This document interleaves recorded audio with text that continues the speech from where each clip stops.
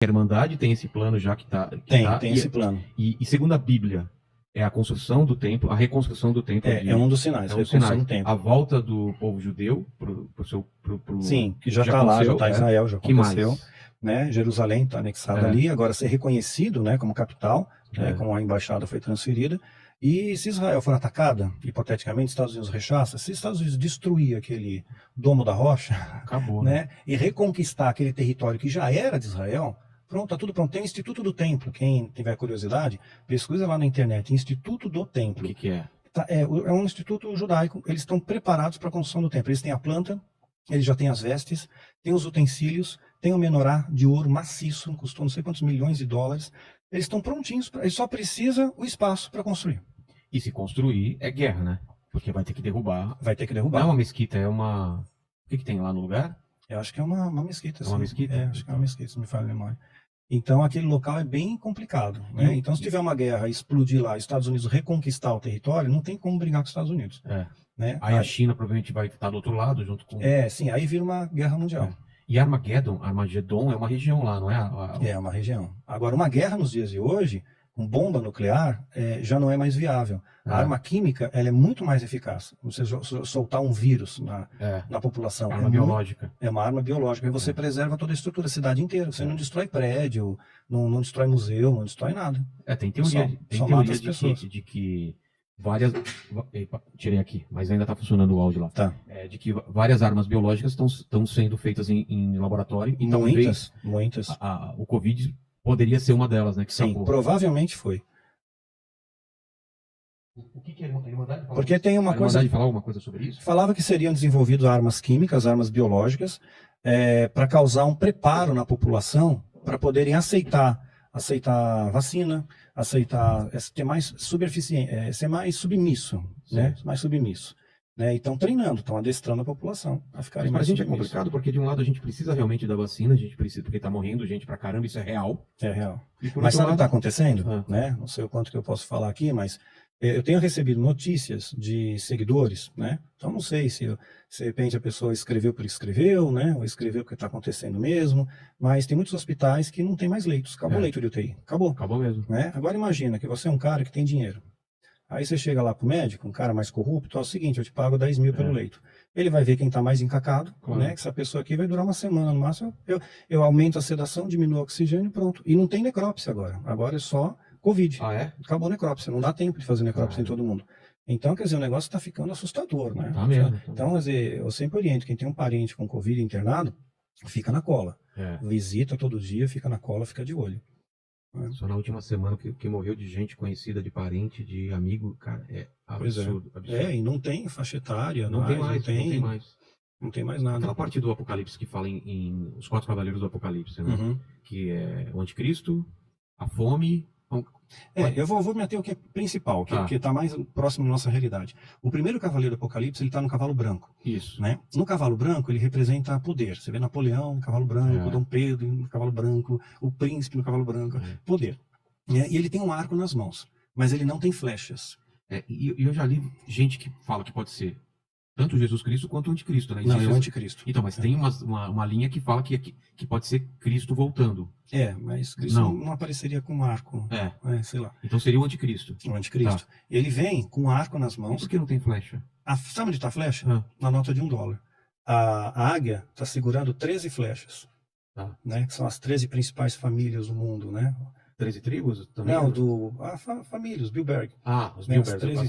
As grandes famílias. As famílias por trás das cortinas. Por trás das cortinas, né? Tem muita coisa oculta na nota de $. Está escrito embaixo, Novos Ordo Seclorium, quer dizer, Nova Ordem Mundial, vai partir dali. Né? Tem uma corujinha escondida, né? Aquela coruja. Tem uma coruja escondida na nota, bem no cantinho, assim, e ela representa conhecimento. Coruja é símbolo de conhecimento, mas é uma ave noturna, conhecimento das trevas, da noite. Enfim, tem um monte de símbolos. Eu tenho um vídeo que eu estudo sobre isso, Novos Ordo Seclorium, a gente estuda a nota de $. Então, a flecha está lá, quer dizer, o poder americano está lá. Então, o anticristo... Ele está no cavalo branco, que denota poder, e com arco sem flechas. Sem flecha, porque ele vai argumentar primeiro. Ele vai trazer a paz na oratória. Ele não vem para a guerra logo. Não. Obama ganhou o Prêmio Nobel da Paz, só por tentar trazer paz no Oriente Médio, né? O Al Gore ganhou o Nobel da Paz, justo o Al Gore, né? Também ganhou. O Al Gore é suspeito, né? Ele joga golfe. Eu costumo fazer alegoria, né? Porque o golfe tem a ver? Não, é uma alegoria que eu faço com os meus seguidores, né? Eu costumo falar que quem joga golfe faz parte de um clube de golfe, entendeu? Então são todos amigos ali. Entendi. Né? Então... Pode até simular que são inimigos, mas é todo mundo na mesma turma. Não, tá todo mundo... Trump, todos os caras jogam golfe. Claro, golfe. a Rússia ajudou sim nas eleições americanas, tal, então tá tudo amigo, né? Então é o clube de golfe. Então vamos lá. Primeiro cavaleiro do Apocalipse. Então é o anticristo. O segundo tá num cavalo vermelho? Já é o segundo ou não? Qual é a cor do segundo cavalo? Ele vai vir em pestes, né? Mas o primeiro momento, que é importante ressaltar, ele vem trazendo a paz pela oratória. E a Bíblia diz que, quando houver paz e segurança, haverá repentina destruição. Então, na hora que a gente achar, ufa, agora... Passou, nossa, cara. Passou. Então vai ser um cara que vai ter uma boa oratória, ele vai trazer uma falsa paz, né? Só que depois vem a repentina destruição. E tem um detalhe, sei como tudo corrobora. Apocalipse 17 tem uma profecia que fala sobre um 8º rei, né? Sobre o 8º rei. Então, todo mundo conjectura quem é o 8º rei e tal, né? E esse 8º rei tem uma pista, diz que a mulher, ela está sentada, está deitada sobre 7 montes, né? 7 montes. Então, a Roma está sitiada por 7 montes. A mulher, a igreja, no caso aqui, a igreja corrompida, a meretriz. A meretriz, né? Aí o que acontece? O 8º rei. Se a gente pegar o Tratado de Latrão, que deu poder de Estado ao Vaticano, o Vaticano tem poder de Estado hoje, né? Tem Estado independente. Então foi feito um Tratado de Latrão, assinado em 11 de fevereiro de 1929. Assinado o tratado. Olha só como as coisas não são coincidência. Aí, a partir do Tratado de Latrão, começa então uma contagem de papas. Né? Então, vamos ter primeiro Pio XI. Pio XI já estava no governo, né? Então ele não conta. Não conta, ele já estava cumprindo. Então tem que vir da mesma linhagem. A besta que era é que advir da mesma linhagem. Esse é o 8º rei. Então Pio XI não conta. Depois de Pio XI, vem Pio XII. Depois vem João 23, que foi considerado, eu tinha suspeitos que ele fosse maçom. Depois de João 23, em Paulo VI, João Paulo I. Esse João Paulo I, ele falou que ele ia fazer uma investigação criteriosa no Vaticano, porque ele suspeitava de infiltração de maçonaria lá. Curiosamente, o pontificado dele durou só 33 dias. Morreu. Não fizeram nem necrópsia. Morreu, mumificaram o cara. Só porque queria levantar os maçons lá. Né? Dom João VI. Aí vem João Paulo I primeiro. Porque é o João VI. João Paulo. Perdão. João Paulo I. Sim, João Paulo I. Isso. João Paulo II, né? Aí nós temos o Bento XVI, que renunciou. Lembra do dia que ele renunciou? Lembra do dia que ele renunciou? Não. Vou voltar de novo. Olha aí, irmã Sueli. Vou voltar só para você ouvir, tá? Dentro do Vaticano, na renúncia do Bento. Dá uma olhada.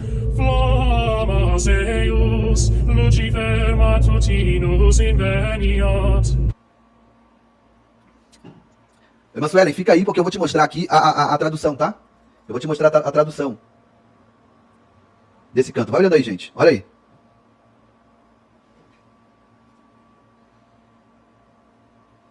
Olha só, você vai ver as imagens, o fundo, né, musical que eles usam é muito sinistro. Demais. Olha que tenebroso isso. Isso aqui é áudio original, cara. Não tem nenhuma montagem aqui, não. É áudio original, tirado diretamente da TV Vaticana.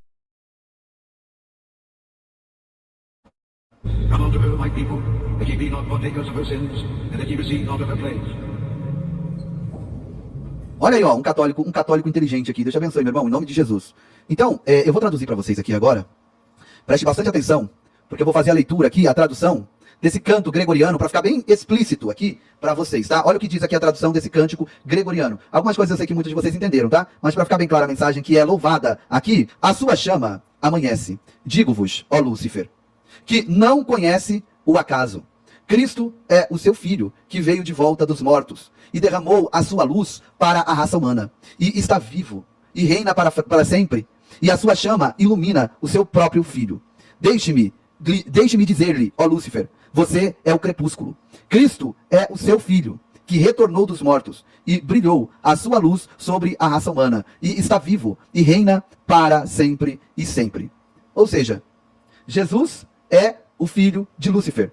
Jesus é o filho de Satanás, eles estão dizendo aqui, nessa canção, né, nessa música. E sem contar também que em outra fala, o Bergoglio, agora o Papa atual, ele disse, né, que Jesus, ele seria co-mediador junto com Maria. Ele e Maria estariam ali no mesmo pé de igualdade como mediador entre o homem e Deus, ou Deus e os homens. Então agora, meus irmãos, você mesmo tire as suas conclusões com tudo o que você ouviu aqui, com tudo que você leu, né, com tudo que você pôde assistir aqui, e veja, né, que não é um relato de um pastor fanático, não.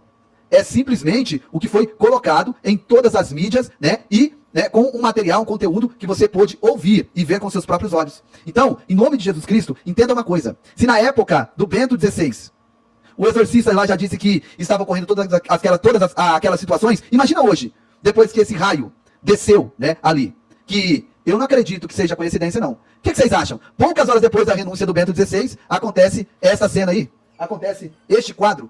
Você acha que isso é coincidência? Olha bem para isso, é coincidência? Poucas horas depois, gente. Então medite nessa imagem. Renunciou no dia 11 de fevereiro, a mesma data que foi assinado o Tratado Latrão. Sério? 11 de fevereiro de 1929, ele renunciou em 11 de fevereiro de 2013. Né, renunciou. Aí, curioso, não sei se você lembra dos detalhes, caiu um raio na Basílica de São Pedro, né, foi mídia por todo quanto é lado. Nossa, bem no dia que ele faz a renúncia, cai um raio na Basílica. E a Basílica, ela foi construída, uma boa parte dela, com pedras que vieram do Coliseu, que era um local de morte, né? Os cristãos eram lançados lá. E o Coliseu, por sua vez, ele foi financiado através do saque do tesouro do templo. Né, quando os romanos sitiaram Jerusalém, no ano 70, saquearam os tesouros, financiou a construção do Coliseu. Né, e pedras do Coliseu foi para a Basílica, aí caiu o raio na Basílica, né, bem na data que foi assinado. Então, aí saiu, né, a Bento XVI sai e entra em cena o Francisco, que é o sétimo. Mas essa saída do Papa foi muito estranho, né? Foi estranho. Foi estranho. Era um Papa que ele teve uma rejeição absurda pela Igreja Católica. E porque era alemão, acusado de ser nazista, não sei o que, tal, e de repente ele renuncia, né? É o primeiro que renuncia, não é?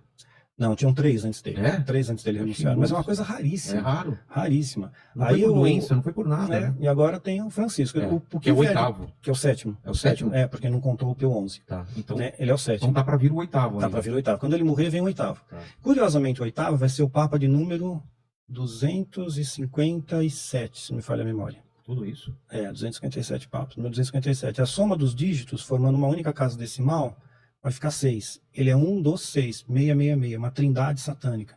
A besta, o falso profeta, o anticristo. Então, ele vai ser o falso profeta que vai dar apoio ao anticristo. Não esse que está agora, não, o próximo, o que vai vir. Ele vai dar apoio ao anticristo, para trazer tudo o que ele falar como verdade. É importante ter o apoio da igreja. Então, do jeito que estão acontecendo as coisas, deve acontecer logo esse oitavo Papa. Pois é, as coisas estão caminhando, aí chegando perto de 2023, o negócio da vacina do Bill Gates, sei lá. É muita coisa acontecendo, a gente pode especular. Pode durar um ano, pode durar 20 anos. Pois quem sabe é Deus, né? Mas a gente observar os sinais, vai ver uma tempestade. Eu vejo vento, relâmpago, eu imagino, puxa, vem uma tempestade por aí. Né? Então, eu estou observando os sinais, está acontecendo Mas coisas. Vamos voltar lá, então. O oitavo cavaleiro estava falando por quê? Em relação ao quê? O oitavo rei? O oitavo rei, aliás. O oitavo rei é aquele que vai ser o falso profeta. Né? Porque ele vai ser um membro da igreja. Ele não é o anticristo, ele só vai... Não é o anticristo. Tá. Ele vai dar apoio ao anticristo. Que é o primeiro cavaleiro do Apocalipse. E o segundo? E o segundo, aí sim, começa a peste. Começa guerra e peste. Peste primeiro, guerra depois.